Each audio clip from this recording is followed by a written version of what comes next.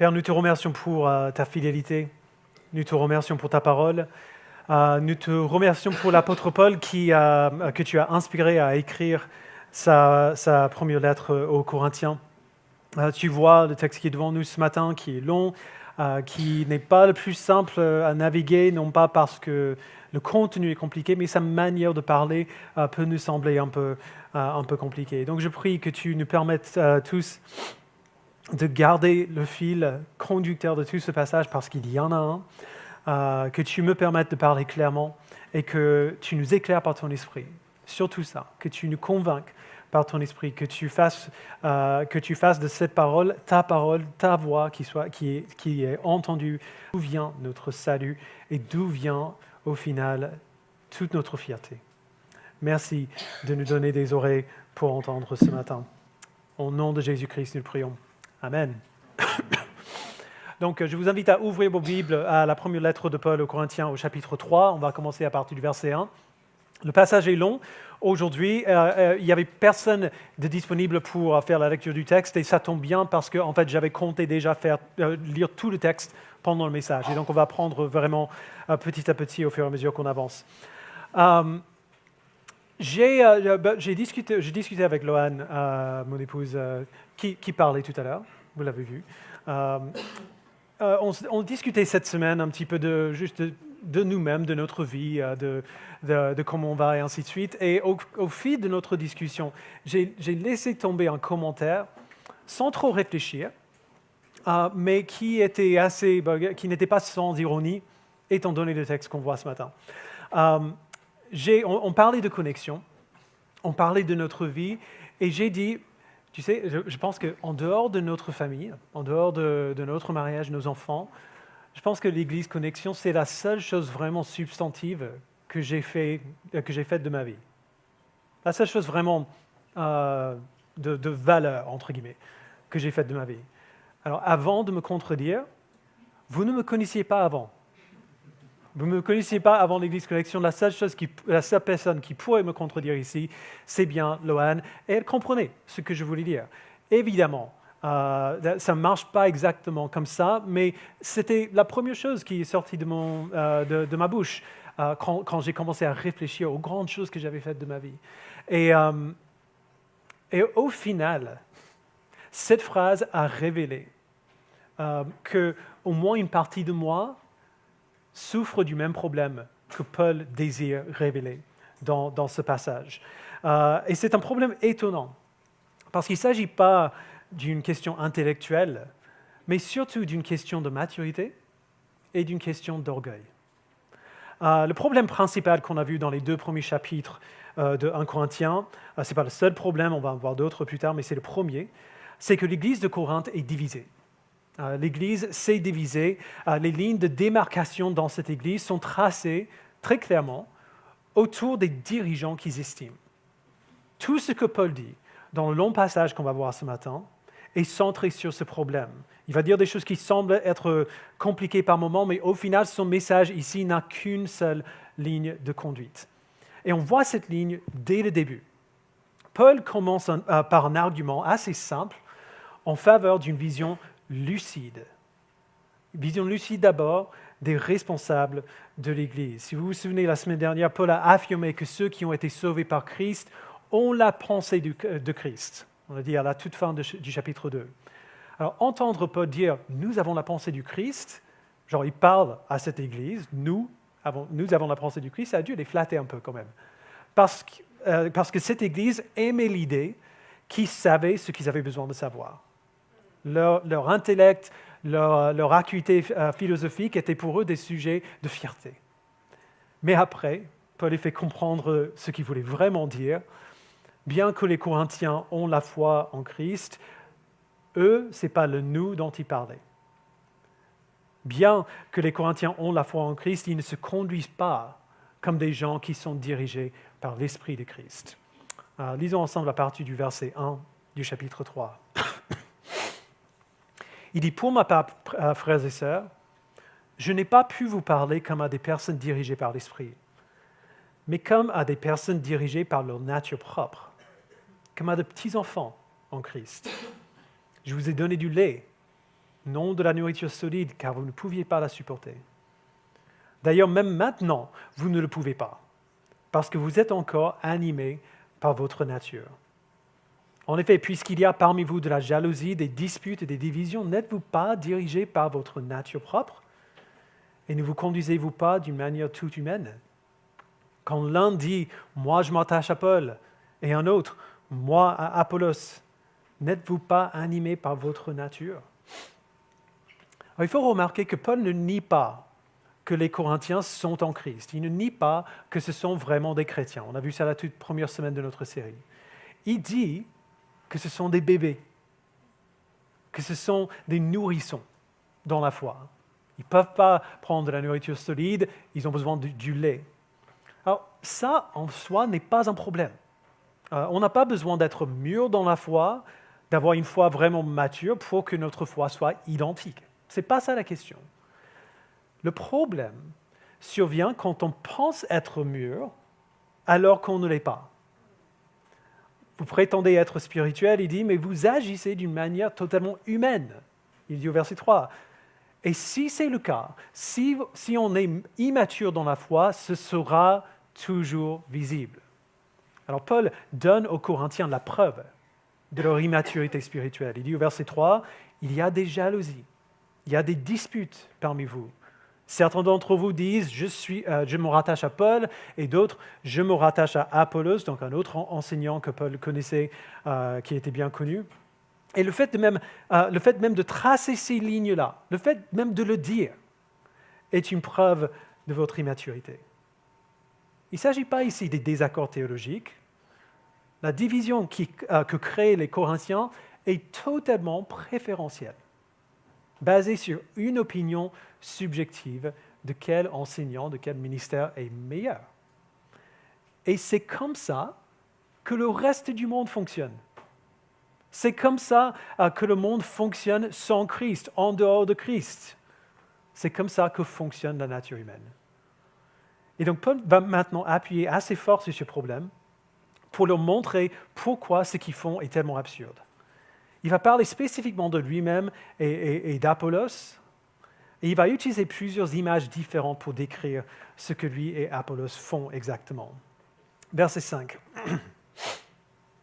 Qui est donc Apollos et qui est Paul? Ce sont des serviteurs par le moyen desquels vous avez cru, conformément à ce que le Seigneur a accordé à chacun. Donc voilà la base de tout ce qu'il va dire maintenant. Qui suis-je? Moi, Paul. Qui suis-je? Qui est Apollos? Nous sommes des serviteurs. Vous avez cru parce que nous vous avons annoncé l'Évangile, mais nous vous avons annoncé l'Évangile parce que Dieu nous a dit de le faire. Nous sommes des serviteurs, on n'est pas des chefs. D'ailleurs, ça m'a toujours rendu un peu mal à l'aise quand les gens me présentent comme le pasteur de Connexion. Même au début, quand il n'y avait qu'un seul, même quand il n'y avait que moi. Disons que ça ne me dérange pas de me présenter à quelqu'un d'autre comme je suis pasteur, mais que quelqu'un dise je suis le pasteur de Connexion, voici le pasteur de Connexion, ça m'a toujours un peu rendu mal à l'aise parce que ça me met en position de chef. Alors que la Bible est très claire que le chef de l'Église, la tête de l'Église, ce n'est pas moi, ce n'est pas un pasteur quelconque, c'est Christ. Nous sommes des serviteurs, Paul dit, on n'est pas des chefs. Donc la première image que Paul utilise pour montrer ça, encore une fois, il parle à des enfants dans la foi, c'est l'image d'une plante. Verset 6. Il dit, j'ai planté, Apollos a arrosé, mais c'est Dieu qui a fait grandir. Ainsi, ce n'est pas celui qui plante, ni celui qui arrose qui compte, mais Dieu qui donne la croissance.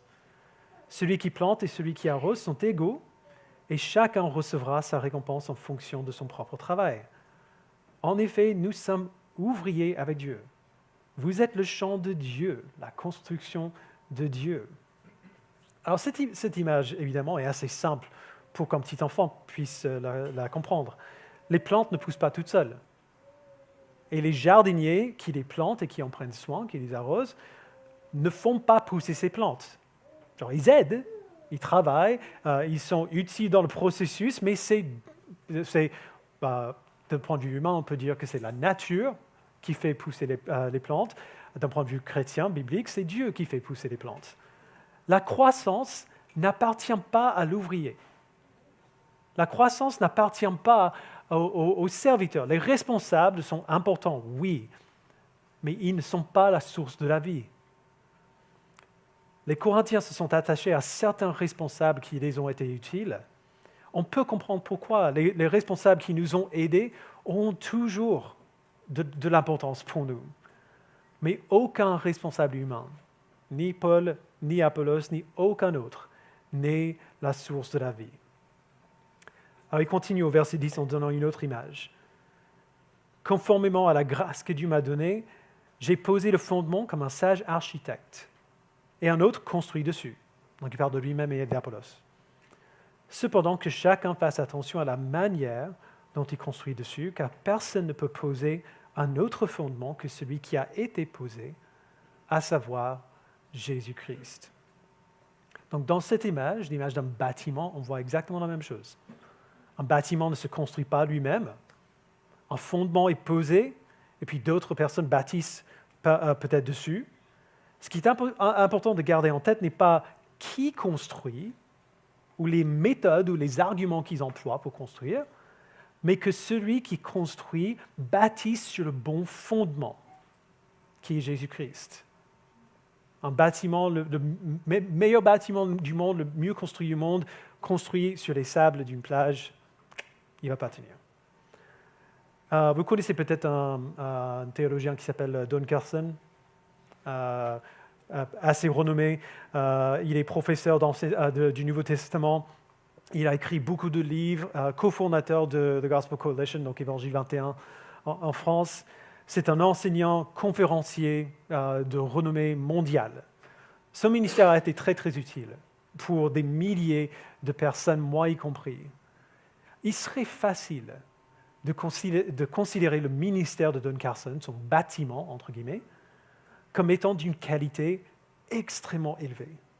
Et je crois que c'est le cas. Mais maintenant, parlons d'un autre ministère. Comparons le ministère de Don Carson avec le ministère de son papa, qui s'appelait Tom Carson.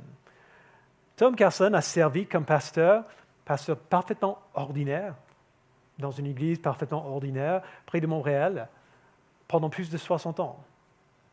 Il n'a jamais écrit de livre, il n'a jamais eu de présence en ligne, il n'était pas conférencier, il n'était pas invité pour être orateur à des conférences, il n'a jamais établi de ministère en dehors de sa petite charge pastorale locale.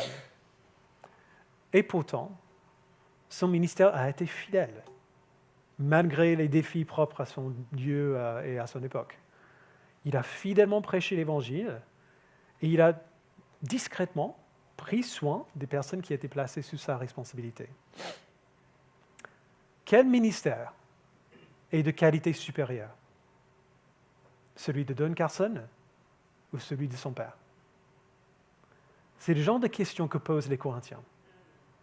Et les deux Carson, je pense, seraient d'accord pour dire que ce n'est pas la bonne question du tout. La question n'est pas quelle est la qualité, la portée ou l'impact du ministère. La question, c'est quel est le fondement. Quel est le fondement? Si le fondement est Christ, alors tout autre jugement que nous pourrions porter sur le ministère d'un responsable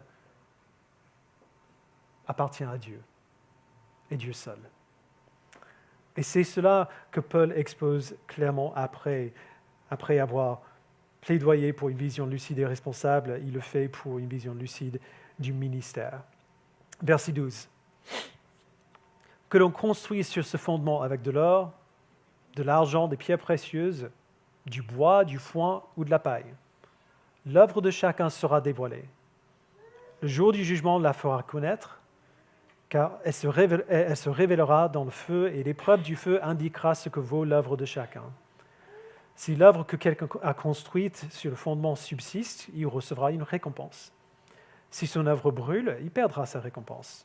Lui-même sera sauvé, mais comme au travers d'un feu. Ne savez-vous pas que vous êtes le temple de Dieu et que l'Esprit de Dieu habite en vous?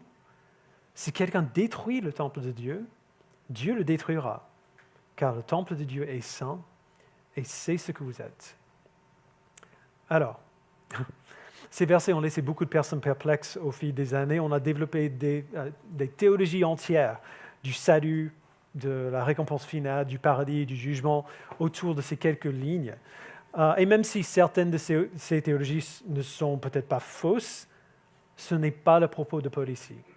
Il n'essaie pas ici d'établir une théologie de ce à quoi ressemble le jugement, comment on sera jugé, ces mots comme au travers d'un feu, c'est une image pour illustrer quelque chose qu'il essaie de dire qui est plus important que ça. Son propos, c'est que la véritable qualité d'un ministère, la véritable qualité d'une vie chrétienne ne peut être correctement jugée que par Dieu lui-même. C'est un travail qui ne nous appartient pas.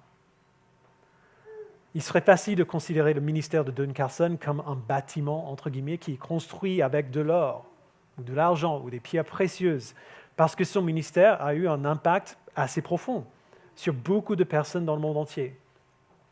Il serait facile de considérer le ministère de son père comme un bâtiment construit avec du bois, du foin ou de la paille, parce que presque personne ne savait même qui il était avant que son fils écrive un livre à son sujet.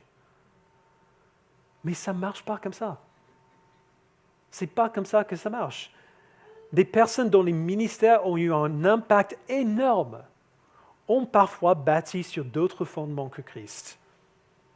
Elles ont bâti leur ministère sur le fondement de leur propre nom, de leur personnalité, de leur charisme. Et d'autres personnes qui ont eu des ministères pas du tout impressionnants, des vies très ordinaires, sont quand même restées fidèles au fondement qui a déjà été posé. Tout dans leur vie et dans leur œuvre était centré sur Christ. Et donc ces gens qui paraissent impressionnants, ou alors des gens qui paraissent pas impressionnants du tout, la qualité éternelle de leur œuvre sera révélée par Dieu.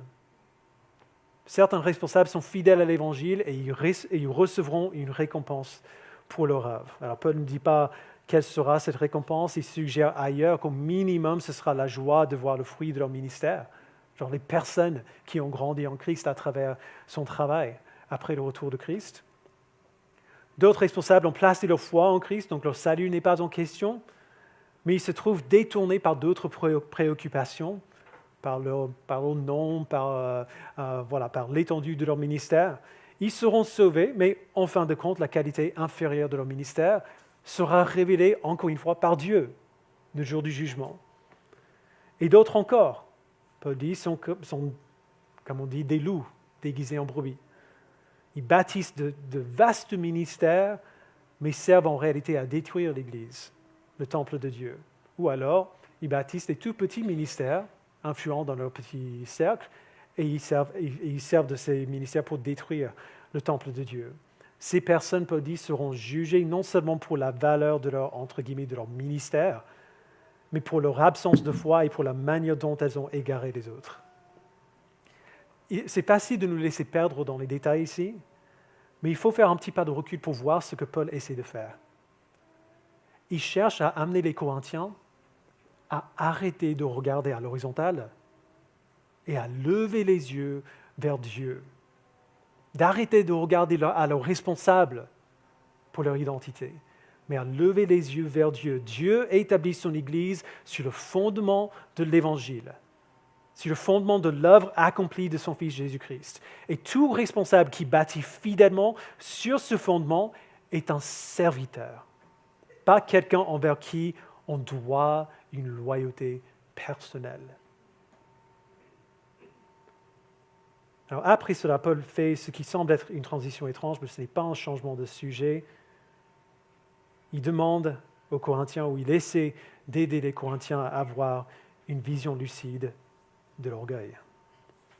Verset 18. Que personne ne se trompe lui-même. Si quelqu'un parmi vous pense être sage selon les critères de l'ère actuelle, qu'il devienne fou afin de devenir sage. Car la sagesse de ce monde est une folie devant Dieu. En effet, il est écrit, il prend les sages à leur propre ruse.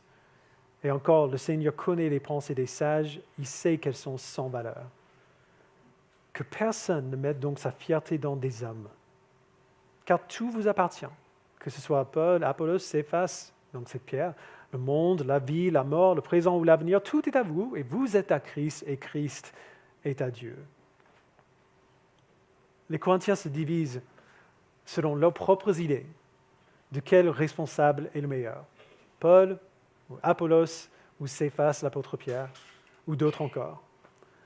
Ils se divisent non pas parce que ces responsables sont mauvais, c'est loin de là, mais parce que eux, les Corinthiens, sont orgueilleux dans leur propre estimation de ces responsables. Ils sont fiers de s'être rangés du côté du meilleur leader. Et si ce genre de comportement nous semble un peu absurde, on n'y a pas vraiment réfléchi. Il suffit d'une seule discussion pour voir à quel point il est facile de tomber dans ce même travers. Mettez deux personnes ensemble, et j'ai tiré ces noms un peu au hasard, je ne connais pas, je connais pas bien le monde politique, donc je préviens. Mettez deux personnes ensemble, une qui est un fervent partisan, disons, de Macron, et une autre qui est fervent partisan de Jean-Luc Mélenchon. Faites-les parler du responsable politique de leur choix pendant 10 minutes. Faites-leur dire pourquoi ils soutiennent Macron, pourquoi l'autre soutient Mélenchon. Les choses vont déraper très très rapidement. Mais la même chose peut se produire à propos des responsables chrétiens. Et je sais que plusieurs d'entre vous ont déjà fait cette expérience-là. Disons qu'au lieu d'un partisan de Macron et un partisan de Mélenchon, on a une personne dont la vie a été profondément influencée par le ministère de Tim Keller. Et une autre dont la vie a été influencée par Paul Washer.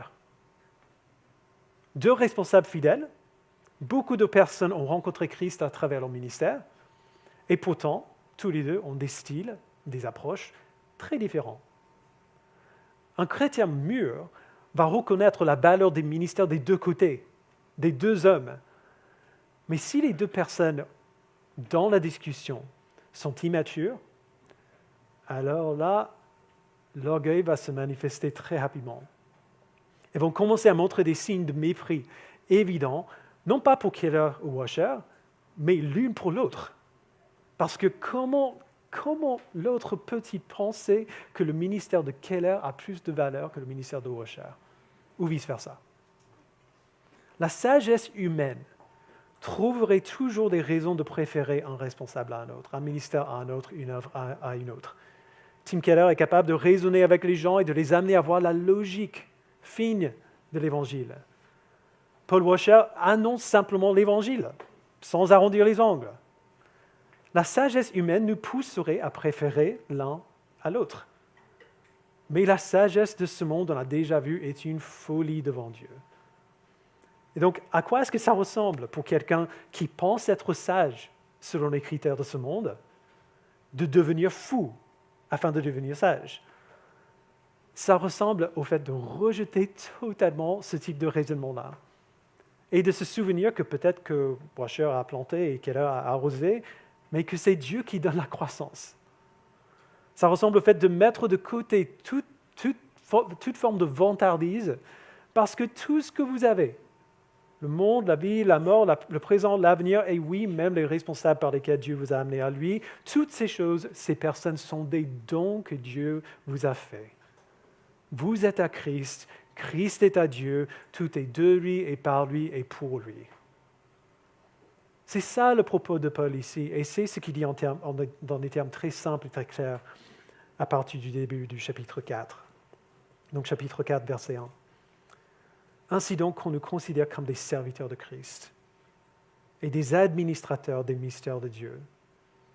Donc Paul, Apollos et Pierre, ils savent tous que l'Église n'existe pas pour eux. Ils sont simplement des serviteurs de Christ et des administrateurs de l'Évangile. C'est ça qu'il veut dire par mystère de Dieu. Et c'est ainsi qu'ils doivent être considérés comme des serviteurs, des administrateurs. Vous voyez, l'orgueil des Corinthiens dans leur soi-disant sagesse a produit deux comportements déviants. Le premier, c'est le jugement contre les responsables qu'ils estiment inférieurs. Paul aborde cette question du jugement d'abord, verset 2. Du reste, ce qu'on demande des administrateurs, c'est qu'ils soient trouvés fidèles. Pour ma part, il m'importe très peu d'être jugé par vous ou par un tribunal humain. Bien plus, je ne me juge pas non plus moi-même. Ma conscience, il est vrai, ne me reproche rien, mais ce n'est pas pour autant que je peux être considéré comme juste. Celui qui me juge, c'est le Seigneur. C'est pourquoi ne portez aucun jugement avant le moment fixé, avant le retour du Seigneur, car il mettra en lumière ce qui est caché dans les ténèbres et il dévoilera les intentions des cœurs. Chacun recevra alors de Dieu la louange qui lui revient. Alors, je suis chrétien depuis longtemps et pasteur depuis un bon moment maintenant. J'aime penser que si j'ai les faits pertinents, je suis capable de regarder à une situation, de regarder à ce que la Bible dit et de porter un bon jugement sur la situation. Et il y a des moments dans l'Église où l'Église, ses responsables comme ses membres, va devoir prendre des décisions, va devoir porter des jugements, entre guillemets, sur la base de ce type d'observation-là. On va devoir trancher parfois. Mais il y a une différence quand même entre, il y a jugement et jugement. Je peux juger les faits qui me sont présentés et la manière dont je dois réagir à ces faits. Mais je ne peux pas prétendre, moi, juger ce qui se passe dans vos cœurs, ni ce que Dieu fera dans votre vie. Cette information ne m'a pas été donnée. Moi, j'en sais rien. Il m'est impossible de le savoir, et Paul va développer des arguments semblables plus loin dans cette lettre. Et donc, si Paul lui-même ne peut pas juger les autres, si Paul ne peut même pas se juger lui-même, à quel point est-ce que c'est ridicule que les Corinthiens, des chrétiens bébés, comme ils le sont clairement, à quel point c'est ridicule pour eux de prétendre juger la valeur éternelle de l'un de leurs responsables ou de leur ministère. Quelle arrogance! Le Seigneur est celui qui juge Paul, ce n'est pas le rôle des Corinthiens. Vous pensez que le ministère de Paul ou celui d'Apollos est insuffisant et vaut moins que l'autre? Ok, très bien, on va voir. On attend le jour du jugement et on va voir. Quand le Seigneur reviendra, il mettra en lumière ce qui est maintenant caché dans les ténèbres. Il révélera les intentions de leur cœur et il rendra son verdict. On va le voir. On saura un jour. Pour l'instant, restons au fait. Les deux hommes, Paul et Apollos, les deux responsables, bâtissent peut-être différemment, mais ils bâtissent tous les deux sur le même fondement solide, la vie et l'œuvre de Jésus-Christ. Le caractère impressionnant ne détermine pas la valeur d'un enseignant, d'un leader ou d'un ministère. Le seul critère valable de la valeur d'un serviteur, c'est la fidélité. Un pasteur ordinaire comme Tom Carson, s'il est fidèle à l'évangile de Jésus-Christ, peut très bien valoir plus pour le royaume de Dieu que le responsable chrétien le plus influent que nous puissions imaginer. C'est Dieu qui décide. C'est Dieu qui nous dira ça. Le deuxième comportement déviant que l'orgueil des Corinthiens a produit, on l'a déjà vu, c'est un mépris arrogant les uns envers les autres parce qu'ils pensent tous suivre le responsable supérieur. Verset 6. Frères et sœurs, c'est à cause de vous que j'ai appliqué ces images à Apollos et à moi-même, afin que vous appreniez par notre exemple à ne pas aller dans vos pensées au-delà de ce qui est écrit, et que personne ne s'enfle d'orgueil en prenant parti pour l'un contre l'autre. En effet, qui est celui qui te distingue? Qu'as-tu que tu n'aies pas reçu? Et si tu l'as reçu, pourquoi faire le fier comme si tu ne l'avais pas reçu? Paul a utilisé beaucoup d'images dans notre passage aujourd'hui, les enseignants comme jardiniers, comme constructeurs, comme serviteurs et administrateurs. Il a appliqué ces images à Apollos et à lui-même afin que les Corinthiens apprennent à ne pas aller au-delà de ce qui est écrit. Pour le dire autrement, il veut que les Corinthiens apprennent à valoriser ce qui a vraiment de la valeur. La fidélité à la parole de Dieu révélée en Jésus-Christ. L'Écriture et non pas les personnalités. L'Écriture et non pas les opinions est le cadre de la vérité. Mais ces personnalités, en dépit d'elles-mêmes, Paul et Apollos, sont devenus pour les Corinthiens, selon ce que chacun valorise le plus, une sorte de marque d'honneur. Et ils se servent de leur responsable préféré comme une matraque pour se frapper les uns les autres. Alors Paul leur pose 3 questions diagnostiques très simples. Première question, c'est quoi votre base de comparaison? Qui est celui qui te distingue? Ce n'est ni Paul, ni Apollos, c'est Dieu. N'est-ce pas Dieu qui vous a sauvé? N'est-ce pas Dieu qui est la source de la bonne nouvelle qui vous a donné la vie? C'est quoi la base de comparaison ici? Deuxième question. Qu'est-ce que tu as que tu n'as pas reçu? Tu penses être sage? Très bien. Qui t'a donné la sagesse? Ce n'est pas Dieu? Tout ce que tu as est un don. Qu'est-ce que tu as que tu n'as pas reçu? Et troisième question. Si tu l'as reçu, pourquoi faire le fier? Les Corinthiens sont en train d'agir comme des enfants qui se vantent de leur cadeau de Noël, quoi. Alors, ils se montrent leurs cadeaux, ils débattent pour savoir quel nouveau basket sont les meilleurs. Alors qu'en fait, le vrai sujet du débat devrait être quels parents sont les meilleurs. C'est eux qui ont acheté les baskets. Tout ce qu'ils ont vient de Dieu. L'Évangile vient de Dieu. La foi vient de Dieu. La compréhension grande ou petite qu'ils ont de l'Évangile vient de Dieu. Les responsables qui les ont enseignés viennent de Dieu. Alors, toute autre forme de comparaison utilisée pour élever un chrétien au-dessus d'un autre est absurde. Ça n'a aucun sens. L'Évangile ne laisse aucune place à la supériorité. Et l'Évangile ne donne aucune raison pour l'insécurité. Alors bien sûr, il est assez peu probable, pas impossible, mais assez peu probable qu'à l'Église Connexion, on tombe dans ce type de clivage autour de ses responsables.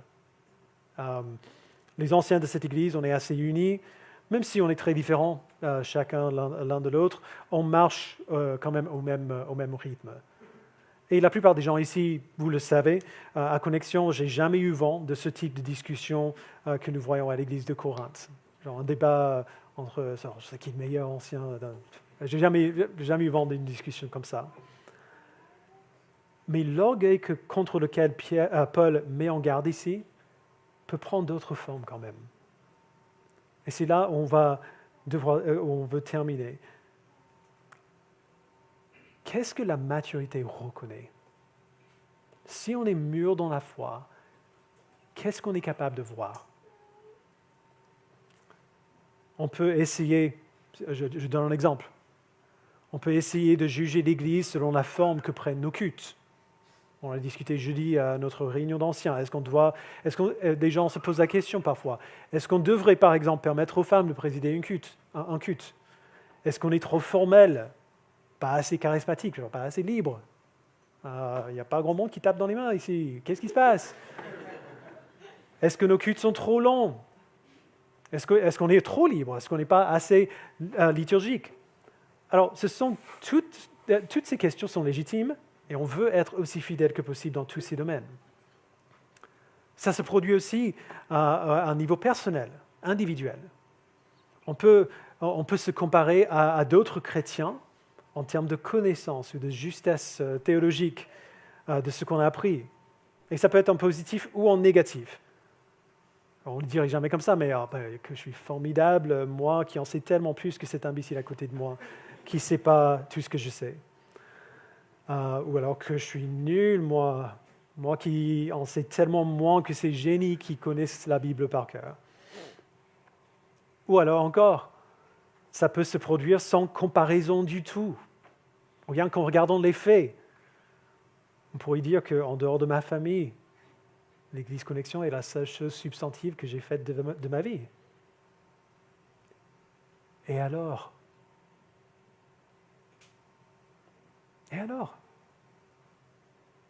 Aucune de ces choses n'est une marque valable de maturité. Aucune de ces choses n'est un signe réel de maturité. Si nous sommes mûrs, nous reconnaîtrons que même si on trouve une église dont les cultes prennent la forme parfaite qu'on pense être juste, cela ne garantit pas la fidélité à l'Évangile. Si on est mûr, on reconnaîtra que la connaissance théologique n'est pas du tout une preuve d'une grande foi. Si on est mûr, on reconnaîtra que l'implantation d'une église, même une bonne église, même une église fidèle, n'est aucunement un signe de notre valeur aux yeux de Dieu.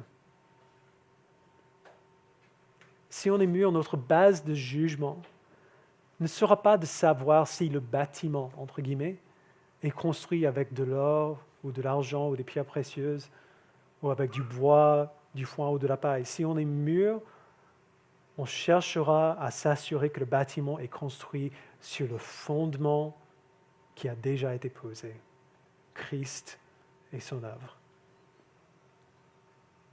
La maturité se manifeste en partie dans le fait de reconnaître que Christ a été jugé pour que nous n'ayons pas à nous comparer.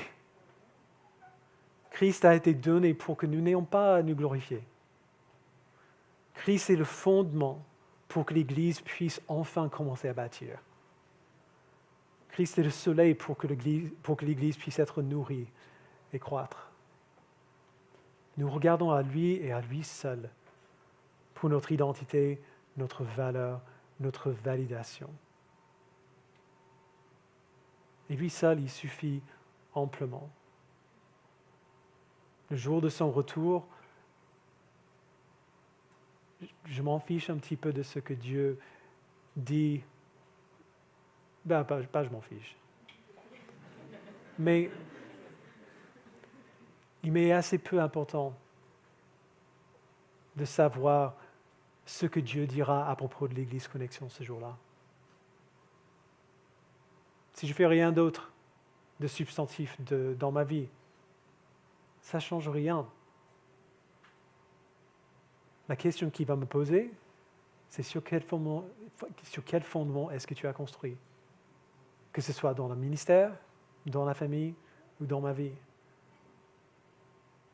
Et donc si je reste fidèle à Christ et à son œuvre, je n'ai pas besoin qu'il mentionne connexion. Je n'ai pas besoin qu'il mentionne ma femme ou mes enfants. Il regardera à Christ, il verra que j'ai bâti sur le fondement qui a été posé, et il dira, bien fait, bon et fidèle serviteur. C'est ma prière pour moi-même, c'est ma prière pour nous tous. Et si on est mûr, ce sera notre prière pour le reste de notre vie. Je vous invite à prier.